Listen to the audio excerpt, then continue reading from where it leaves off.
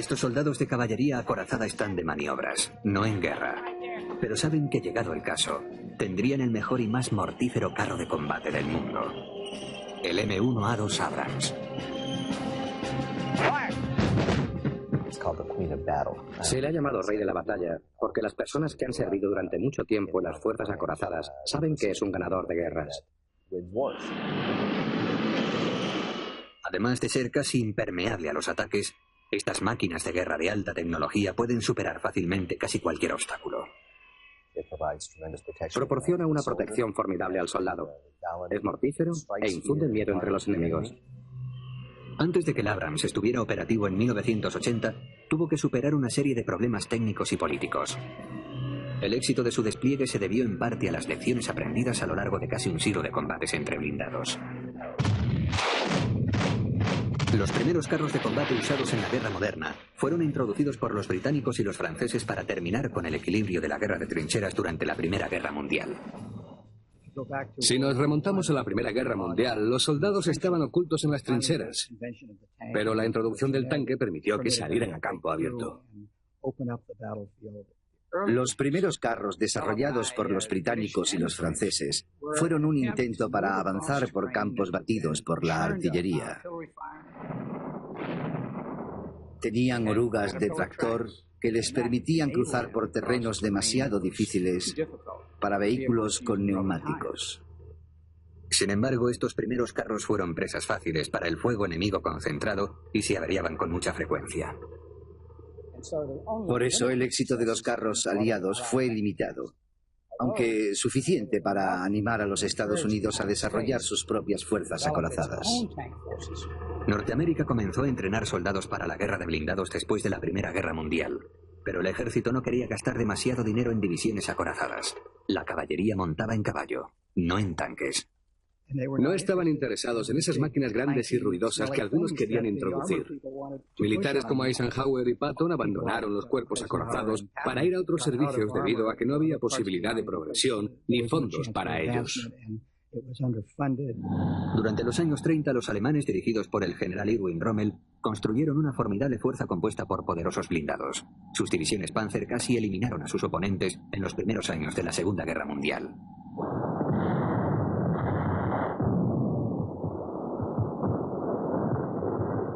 Rommel fue un elemento clave en el desarrollo de la Blitzkrieg, o guerra relámpago.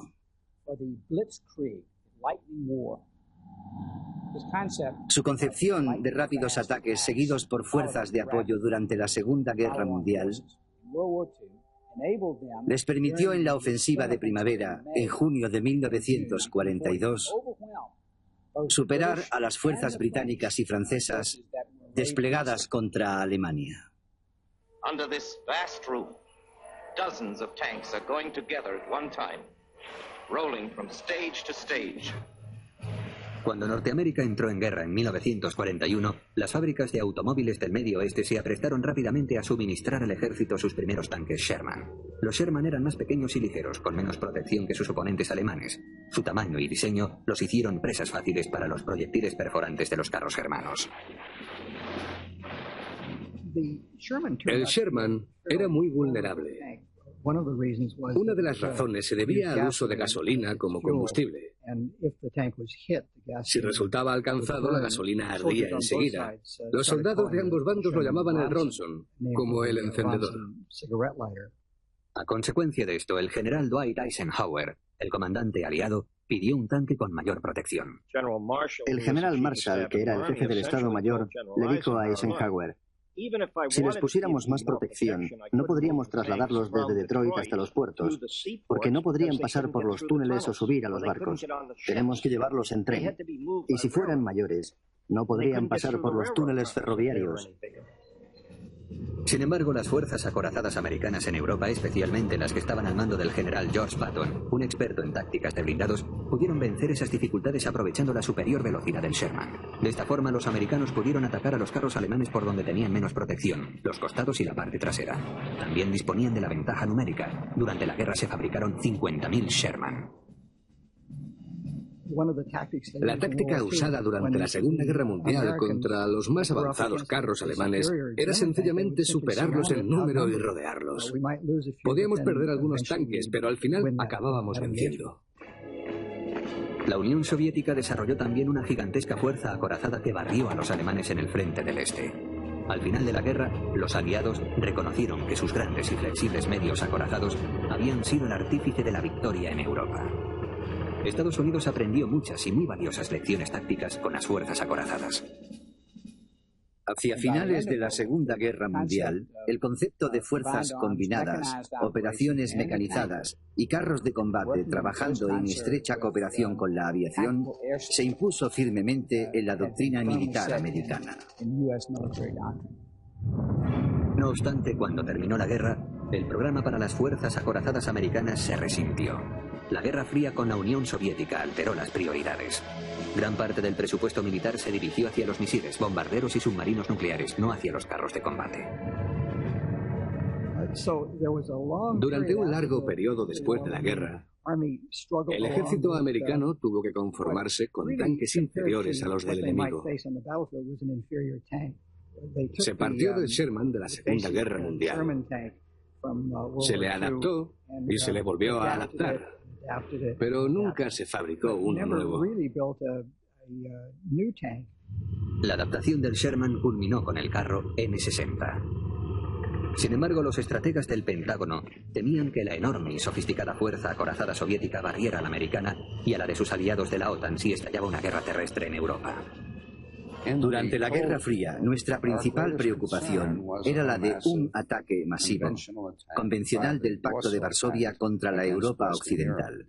La Unión Soviética había renovado sus blindados y nosotros queríamos disponer de un arma superior. En un enfrentamiento directo contra los carros soviéticos, el M60 no sería una gran cosa. Por eso, en 1963, el secretario de Defensa, Robert McNamara, decidió que los americanos y los alemanes debían unir sus fuerzas para construir un carro superior para toda la OTAN. I was delighted with the results. An agreement to enter into joint research and development projects, the first of which will be the development of a new main battle tank to be jointly financed by our two countries. Fue llamado MBT-70 o carro principal de batalla 70 por el año en que sería desplegado. No obstante, el programa comenzó enseguida a tener dificultades. Conforme maduraba el programa, cada vez aparecían más y más diferencias debidas a las prioridades nacionales. Empezó a desintegrarse en todos los aspectos. Por ejemplo, los Estados Unidos usaban pulgadas y los alemanes el sistema métrico. Se decidió que el equipo desarrollado por los alemanes sería métrico y el americano estaría en pulgadas. Finalmente se llegó a un compromiso. Los alemanes ganaron. Se usaría el sistema métrico cuando las piezas se juntaran.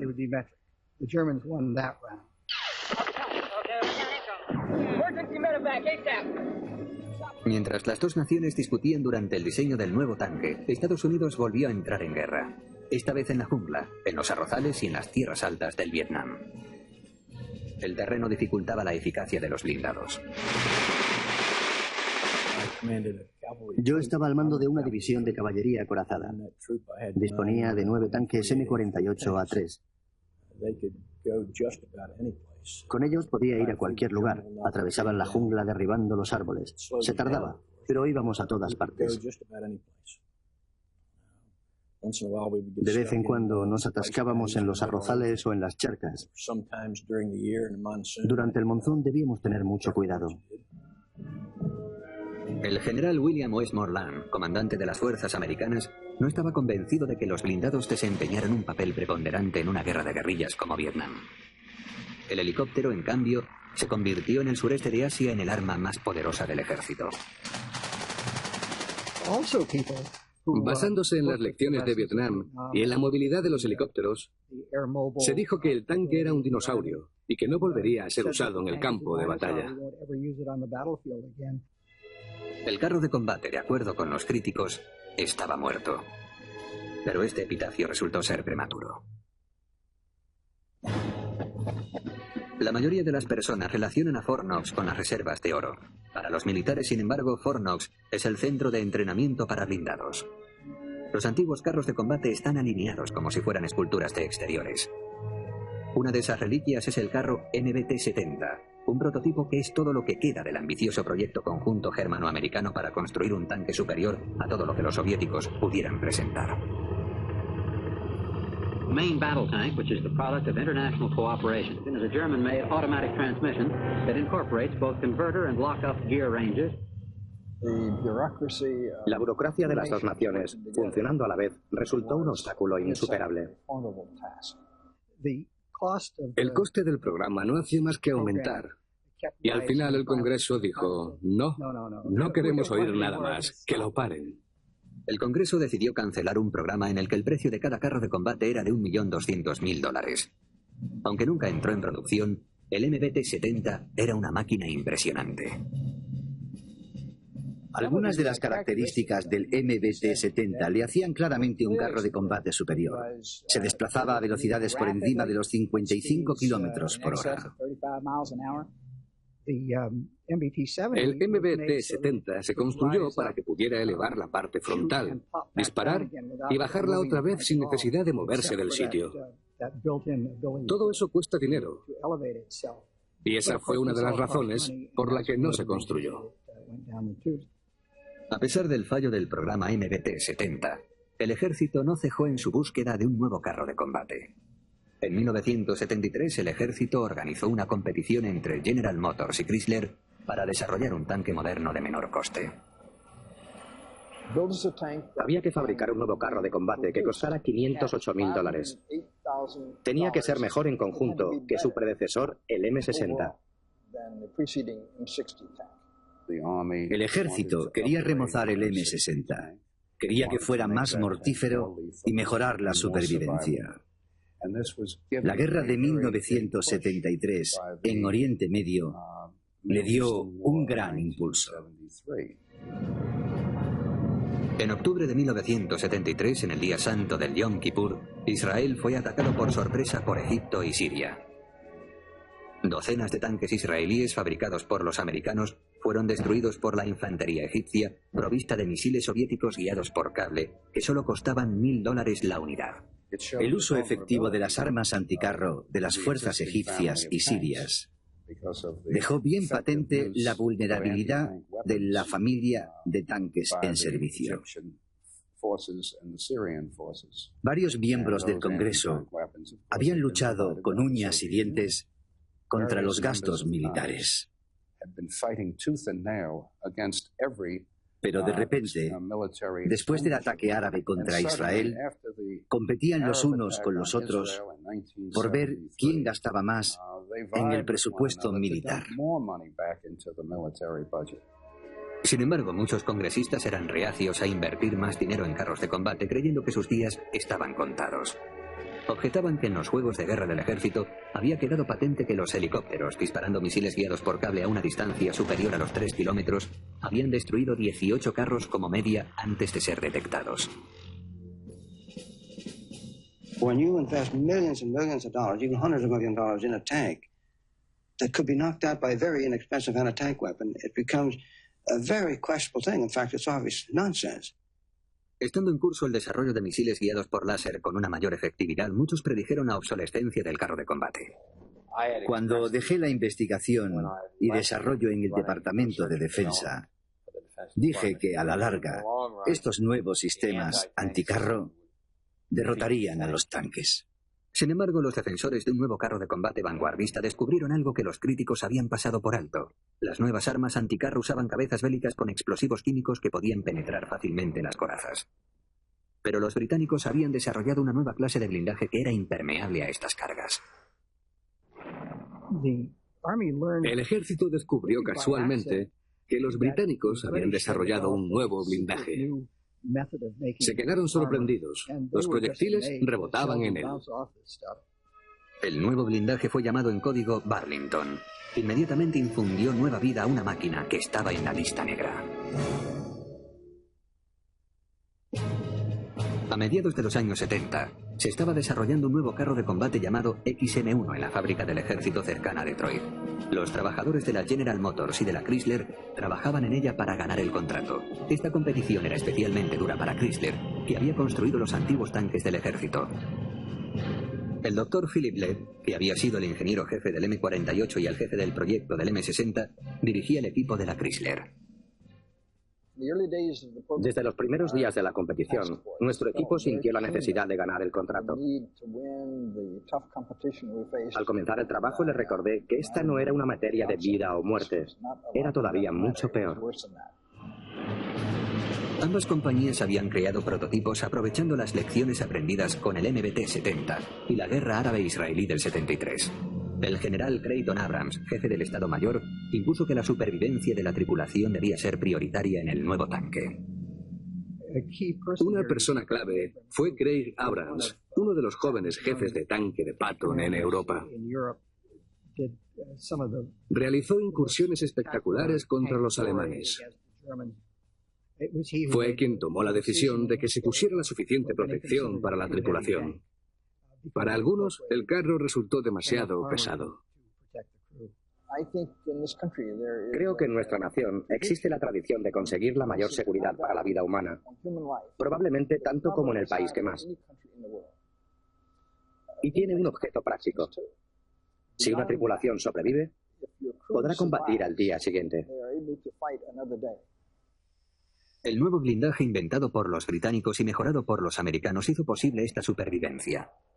El blindaje se componía de varias capas protectoras, todavía secretas, que recubrían el casco de acero. Era extremadamente pesado. Un blindaje especial requiere un volumen mayor. Recubre varias áreas del carro con un espesor del orden de varias decenas de centímetros. Los ingenieros se vieron forzados a instalar un nuevo motor de 1500 caballos de potencia para impulsar al tanque de 60 toneladas. Quizá el problema más difícil de resolver fue la elección del motor. Los alemanes y el ejército habían usado durante años buenos motores diésel. Tenían mucha experiencia y les gustaba el diésel. Por eso General Motors usó un motor diésel. Pero el equipo de Chrysler empleó algo totalmente distinto. Su tanque llevaba una turbina, similar a la de los reactores y helicópteros. Escogimos la turbina principalmente por su fiabilidad. Otra ventaja era su peso ligero, unos 1000 kilos más ligera que el diésel usado en aquellos días. Eso significaba que podíamos dedicar más peso al blindaje. La turbina era más silenciosa y limpia. El tanque podía acercarse sigilosamente al enemigo. También tenía mucha aceleración. Pasa de estar parado a alcanzar gran velocidad en un tiempo muy corto. La velocidad es de 96 kilómetros por hora. Su turbina le permite saltar los obstáculos, pero consume mucho combustible. Y dentro del ejército nos hacíamos la pregunta de si debíamos elegir esta nueva planta de potencia en lugar de seguir con el conocido y probado motor diésel. Era arriesgado. No estábamos seguros de si el ejército nos elegiría. No había otro carro de combate en el mundo que tuviera turbina. La decisión era especialmente importante para Chrysler. La compañía tenía problemas financieros y necesitaba el contrato. La competición de los tanques fue toda una demostración. Parecía que la General Motors había ganado. Se preparaban para descorchar el champán. Pero existían dudas. ¿Era ese realmente el carro que queríamos? Se tomó una decisión que fue muy discutida. Vamos a hacer unas cuantas pruebas más. Led y el equipo de la Chrysler hicieron algunos cambios que les permitieron presentar una oferta más económica que la de General Motors. Chrysler habló con sus suministradores y les dijo, bien, tenemos que bajar los precios. Respondieron favorablemente y Chrysler ganó la competición. El nuevo carro de combate rompía con todo lo anterior. Por primera vez que yo sepa, el combustible iba separado de la tripulación, detrás del blindaje frontal. La munición estaba situada en las corazas más gruesas de la parte trasera. Si el fuego enemigo alcanzaba la munición, esta estallaba y los paneles saltaban permitiendo que la tripulación no resultara herida. Un visor térmico permitía a la tripulación escoger cuidadosamente los blancos por la noche. Unos nuevos ordenadores digitales sustituyeron a los analógicos, aumentando la precisión de la balística. Disponían de telémetros de láser y de un avance revolucionario. El tanque podía disparar casi con la misma precisión en marcha que estando parado. Teníamos que desarrollar un sistema de estabilización que mantuviera la línea de tiro fija al objetivo, mientras el vehículo se desplazaba saltando y dando vueltas por el campo. Es mucho más fácil estabilizar los giróscopos que un sistema ligero de visor de cruz.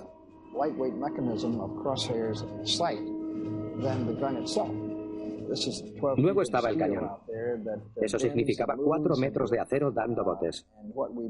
Por eso solamente debíamos permitir que el cañón disparara cuando coincidía con la línea de tiro del artillero. Mientras algunos pedían mejoras tecnológicas adicionales, el secretario de Defensa, Caspar Weinberger, decidió que en 1981 el tanque entrara en producción. Permaneció tanto tiempo en desarrollo porque cada 6 meses alguien quería que se le incorporara algo nuevo. Pero había que fabricar lo que ya se tenía, si es que queríamos disponer enseguida de un buen carro de combate. Al fin, en 1982, el carro de combate superior que el ejército había estado buscando desde principios de los 60 entró en servicio. Fue llamado M1 Abrams, en honor al general Creighton Abrams, que murió en 1974 siendo jefe del Estado Mayor. En los ejercicios de la OTAN, el nuevo carro sorprendió a sus críticos. The M1 Abrams tank has a 105mm main gun. Dieser Panzer hat eine 105mm Kanone. Ganó todos los premios, por decirlo así. Las pruebas de la OTAN de despliegue efectivo y precisión contra blancos. El grado de movilidad estando protegido y el resto. Era un carro de combate muy bueno. Se enviaron la mayoría de los Abrams a Alemania, donde fueron recibidos por las fuerzas acorazadas norteamericanas. El M1 era tan superior a todo lo anterior que se enamoraron de él desde el soldado más joven hasta el comandante de batallón, como yo. Mi conductor me dijo: mi coronel, esto es como volar un reactor con orugas. Y tenía razón. Podía disparar muy rápidamente mientras se desplazaba. Su blindaje fue descrito como impenetrable ante cualquier arma anticarro soviética. Una de sus grandes virtudes era la supervivencia de la tripulación. El M1 fue crucial en la estrategia para impedir la invasión de Europa por parte soviética. Era muy importante disponer del M1 cuando se hablaba de una guerra terrestre en Europa. Era un gran factor de disuasión y además hizo que los soviéticos se pensaran 2 veces si podrían llegar al canal en 30 días. La amenaza de una guerra a gran escala en Europa fue disminuyendo después de que cayera el muro de Berlín en 1989 y la Unión Soviética comenzara a desintegrarse.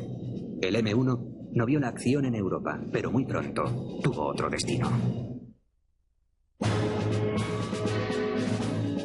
El carro de combate Abrams había sido diseñado para combatir en las llanuras de Europa, pero la primera acción que vería sería en los desiertos de Irak, durante la Guerra del Golfo de 1991. Todo lo que el ejército había preparado demostró ser muy aplicable cuando Irak invadió Kuwait y decidimos dar una respuesta. En la operación Tormenta del Desierto se combatiría con una versión mejorada del Abrams, la M1A1. Un cañón más potente de 120 milímetros sustituyó al original de 105 milímetros. Además, el M1A1 incorporaba más blindaje y nueva tecnología, incluyendo la capacidad de usar el sistema de posicionamiento global o GPS. El GPS era importante a la hora de maniobrar sobre terreno que no tenía referencias visuales. Resultaba parecido a la navegación marina. Se dotó con el GPS a los comandantes de las Fuerzas Armadas. Estos sistemas demostrarían ser cruciales en el desierto. La caballería y las unidades acorazadas se movían con seguridad por los páramos de Arabia Saudita, Kuwait e Irak usando el GPS. Sin embargo, a las fuerzas de la coalición les llevó tiempo prepararse para la guerra contra Saddam Hussein. Nos llevó 3 meses desplegar las fuerzas para la operación Tormenta del Desierto. Tuvimos la suerte de que Saddam permaneció quieto y no atacó cuando éramos más vulnerables, cuando no habíamos llevado todavía las unidades pesadas. El despliegue de los Abrams se retrasó debido a que tenían que ser transportados desde sus bases en los Estados Unidos y Alemania en barcos especiales o uno a bordo de cargueros C-5, el único avión lo suficientemente grande para llevar uno de estos tanques. Cada M1A1 pesaba 67 toneladas. Es muy pesado y requiere su propio transporte, además de que un vehículo de servicio debe estar cerca. No es muy bueno consumiendo combustible. No toda la culpa era de este carro. La fuerza aliada era enorme y su transporte muy difícil. Aunque los Abrams comenzaron a ser desplegados en 1986, muchos carristas los manejaron por primera vez mientras esperaban que las incursiones aéreas ablandaran a las fuerzas iraquíes. El ejército había decidido que solamente el M1A1 con su gran cañón, no la versión M1, participaría en la invasión terrestre.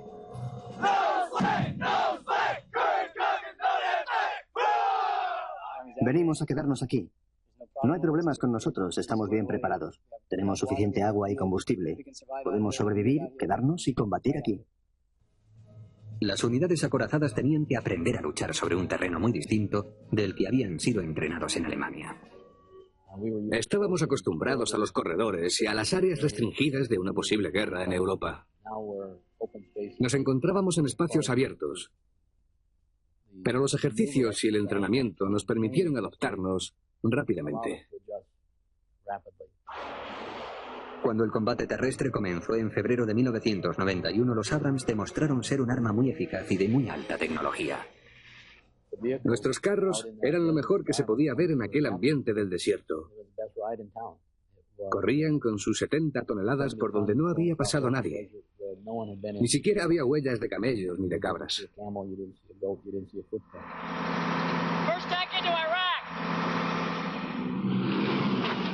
Los carros podían maniobrar y virar bruscamente hacia sus objetivos, incluso bajo tormentas de arena y el espeso humo de los pozos cubaitíes ardiendo. La visión térmica confirió a los carristas una gran ventaja respecto a los iraquíes y sus carros T-72 fabricados por los soviéticos. Podíamos dispararles a distancias a las que los iraquíes ni siquiera nos veían. A unos 3 kilómetros en la oscuridad, con mal tiempo, usando nuestra visión térmica. Ni siquiera podían decir desde dónde les venían los disparos. El coronel Jerry Videvich estaba al mando de la primera brigada de la división acorazada en la operación Tormenta del Desierto. Su brigada se enfrentó a los iraquíes por primera vez en la noche del 26 de febrero. Atacamos durante toda la noche y no ofrecieron gran resistencia. Les sobrepasamos. Sus carros desaparecieron en cuanto se enfrentó a ellos nuestra primera línea. La brigada continuó su marcha. Iban tan rápidos que en la mañana del día 27 de febrero estaban muy por delante de donde se había programado que debían avanzar. Cuando esa mañana llegamos al Valle de Wadi, alrededor de las 11:30, nos encontramos a una brigada atrincherada. Fue una gran sorpresa. Ante ellos se encontraban elementos atrincherados de la Guardia Republicana iraquí desplegados a lo largo de los montículos de Medina. De pronto, aparecieron por el horizonte. Pero estábamos a 4.000 metros. Mucho más allá de su alcance. Así que cuando comenzamos a atacarles, no sabían si era desde tierra o desde el aire. No se enteraron hasta escuchar el sonido de los cañones en el horizonte.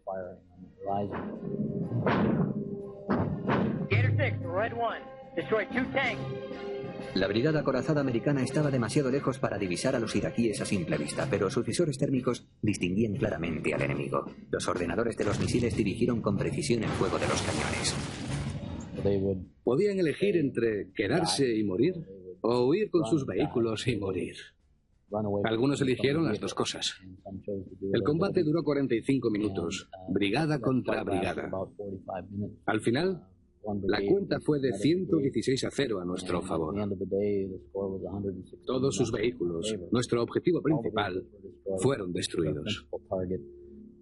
El colapso de las fuerzas iraquíes sorprendió al ejército y a la inteligencia americana. No esperaban una victoria tan fácil. Antes de la guerra del desierto, se esperaban unas pérdidas de 10.000 hombres. ¿Por qué tantos? Bueno, disponían de los T-72 y habían estado en guerra contra los iraníes durante 8 años. Pero no nos dimos cuenta de la ventaja tecnológica que teníamos respecto a los T-72.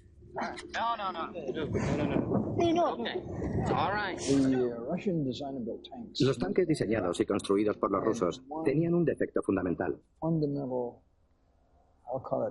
Yo diría que catastrófico. La tripulación y las municiones iban en la misma cámara. Si un proyectil perforante entraba, la munición estallaba. Y cuando eso sucedía, la torre saltaba por los aires y la tripulación perecía instantáneamente.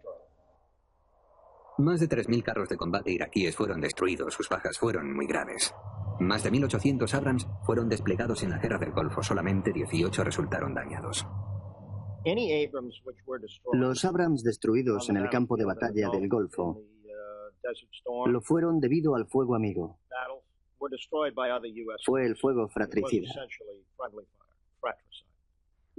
Algunos carros fueron alcanzados, aunque ningún carrista americano pereció en la operación Tormenta del Desierto como resultado del fuego enemigo. Pero el triunfo de los M1A1 en la operación Tormenta del Desierto tuvo una corta vida. Pronto hubo alguien que predijo que la primera victoria bélica del Abrams sería también la última.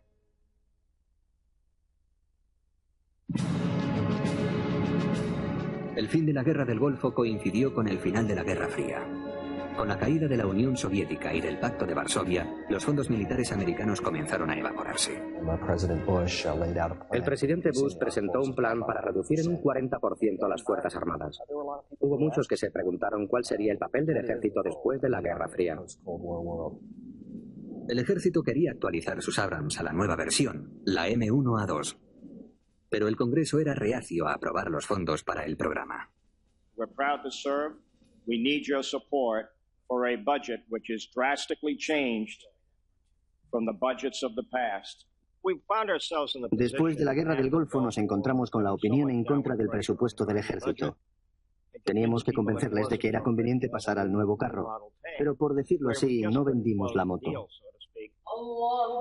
Irónicamente, fueron los sauditas los que mantuvieron vivo al nuevo tanque al sustituir sus antiguos modelos con el M1A2.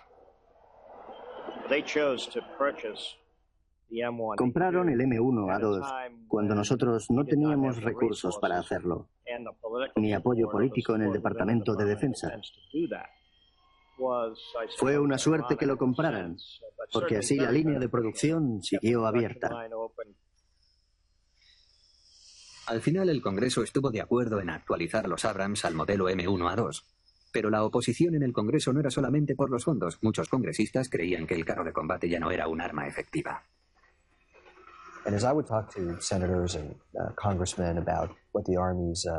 Cuando les decía a los congresistas lo importante que era renovar el equipo del ejército, siempre me contestaban: no estamos seguros de que quiera el dinero para actualizar ese carro de 70 toneladas y otras plataformas herencia de la Guerra Fría, porque no serán las armas del futuro.